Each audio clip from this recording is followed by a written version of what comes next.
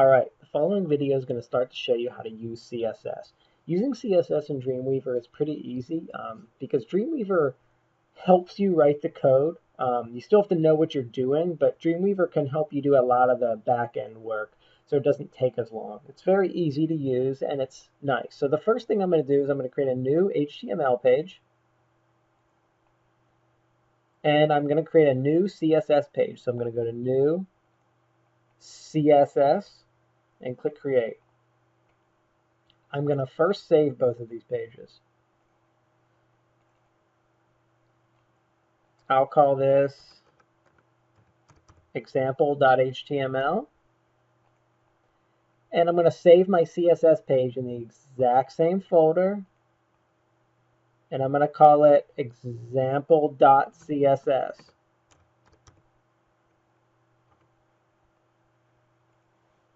All right, so now I have a CSS page and an example page. What I don't have is these two pages linked together.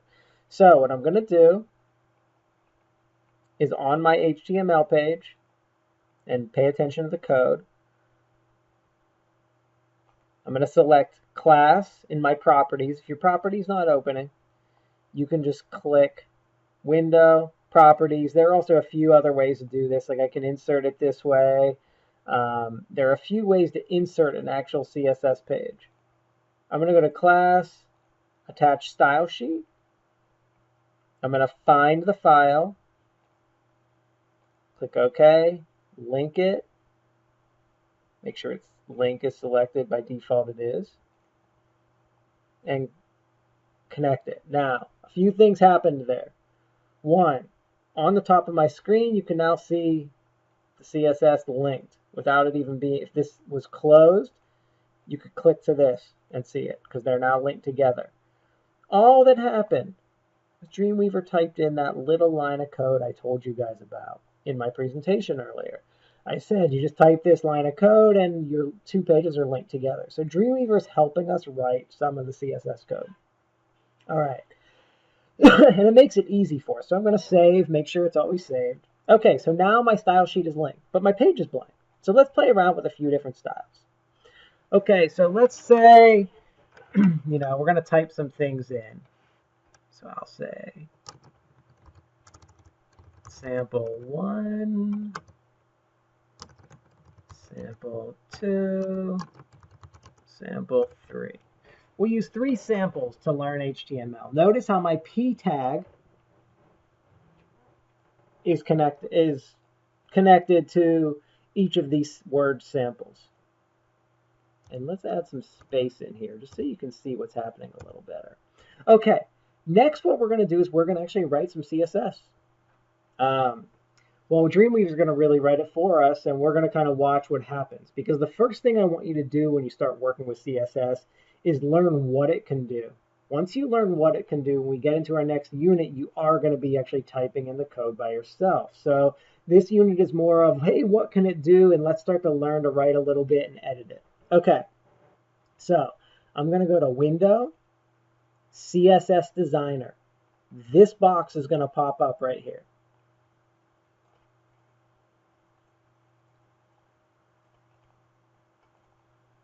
This box will pop up. Okay, so I can see that my page is selected. It says all sources, example.css, because everything's linked together. Oops, I don't want that. There we go. Just want to keep everything open. Okay, so when I talked to you guys in my presentation, I said to write CSS, you create a selector and then give it properties. Let me go into that presentation. Let's see. Okay, so we have a selector,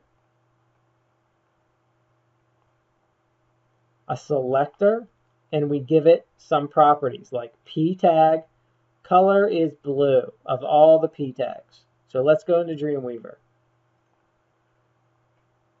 Here's my selector. So I'm going to click the plus sign, add a selector, and let's say P for P tag. Once I have it, I'm going to click enter. As soon as I click enter, notice what happens on the right-hand side here. Let me see if I can make this larger for you. My P tag is selected. All these little properties pop up on my right-hand side. Okay, so we have layout, which we're not going to play with just yet. We can play with margins and padding, but I don't want to play with layout until next unit when we get the div tag. So you can play with margin and padding. I click the T, I've got my text. And then we can start to look at all these other things. This is to create a border.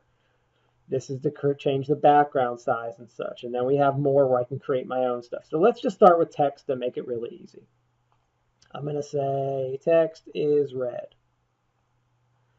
And let's say we're going to underline our text. Do I want a text shadow? Do I want to, and if I scroll down, it actually goes to these other things. So let's see, do I want anything else? Let's do font size. Let's make it pretty big. I can give it a percentage or points or anything. Let's say extra large. Notice it's already happening. Look what's happening here. Why is it happening? Because I said P tag. Anything in P tag, this will happen to. If I have some code, something written outside of P tag, look, that's not part of the CSS right now. The only reason this is happening is because I've said everything in the P tag.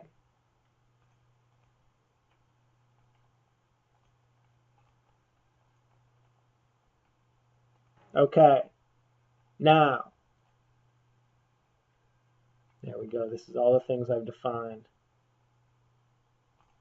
Okay, so that's my P tag.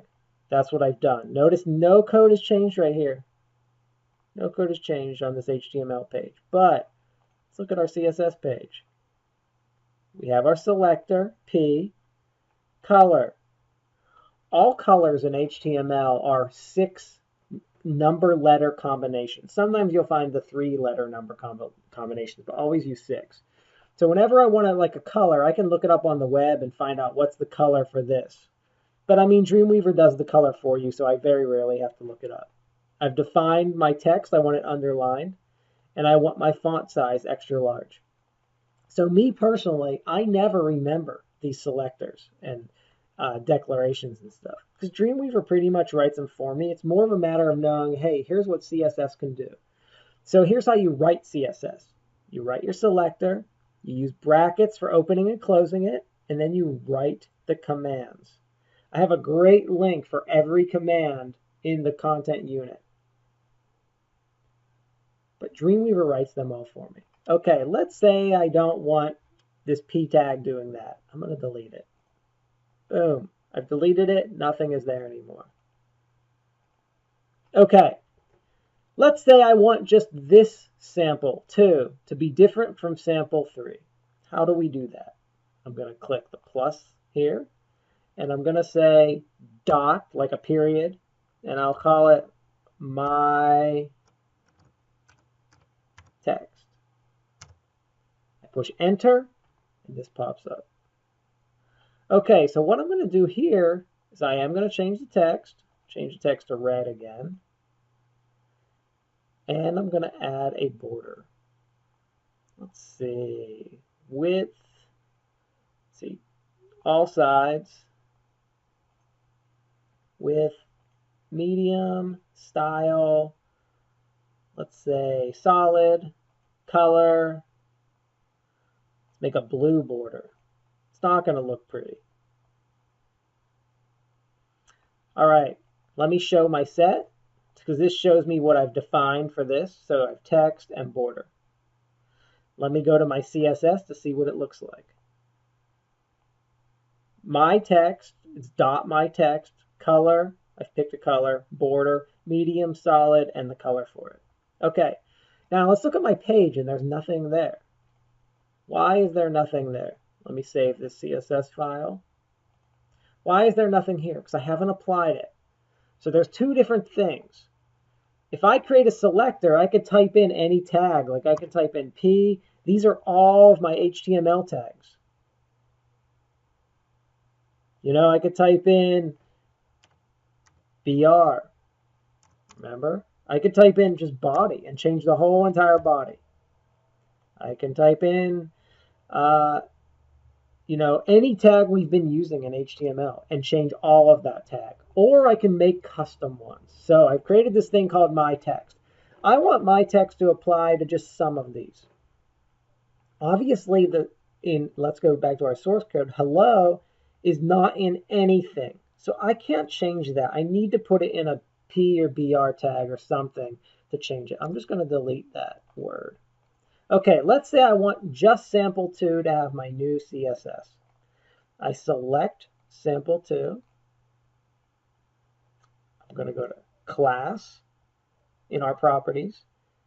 Notice my text is right here. The word.